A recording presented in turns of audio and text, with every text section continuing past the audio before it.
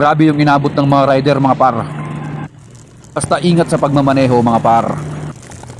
Magaya sa mga sinapit ng mga rider na to mga par.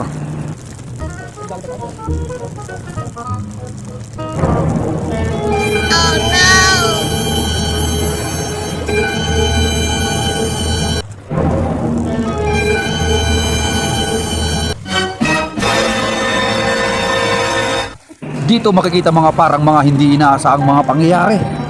Grabe ang mga nangyari sa mga rider mga par. Eto mga par oh. Grabe mga par, grabe ang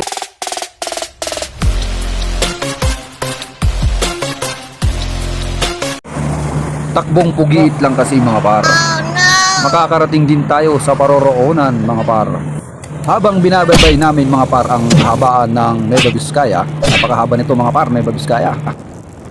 Meron kaming hindi inaasahang mga pangyayari mga par. Grabe ang inabot ng mga rider mga par. Bundok dito mga par, kaya delikado rin ang daan. Medyo matatarik din ang daanan dito mga par. Sabayan mo pa ng mga kurba-kurbadang daan mga par. Aba, matindi! Halos wala ka nang makitang mga rider dito mga par. Lat na kami mga par. May angkas kasi ako mga par, kaya dahan-dahan ako par. Di bali ng kulelat mga par, basta makakarating din tayo ng safety sa paroroonan mga par, okay na yun. Simula yung traffic mga par. Ang haba na ng traffic mga par kasi may nangyari sa taas. Hindi kasi sila nagdahan-dahan mga par. Yan tuloy. Halos motor lang makakalusot dito mga par. At ito nga par, bigla pang huminto to mga par. Meeting yung sa likod mga par, muntik ko pa mabunggo. Mabuti na lang mabilis ang kamay ko sa pagpreno mga par. Ito yung hindi mo talaga maiiwasan mga par.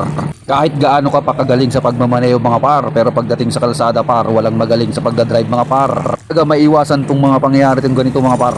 Purin yung mga par hanggang dulo. Plain mga par, kasi nga grabe nangyari mga par. Grabe yung inabot ng mga rider mga par.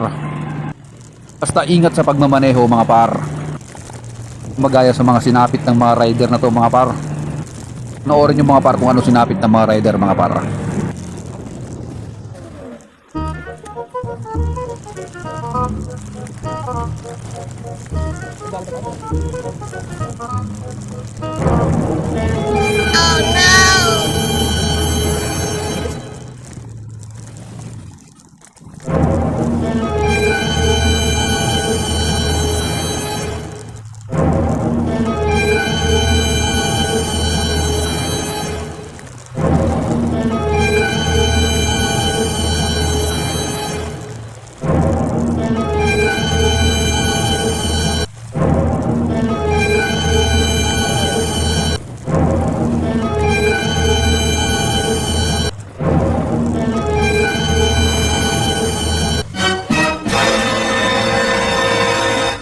Dito makikita mga par ang mga hindi inaasahang mga pangyayari.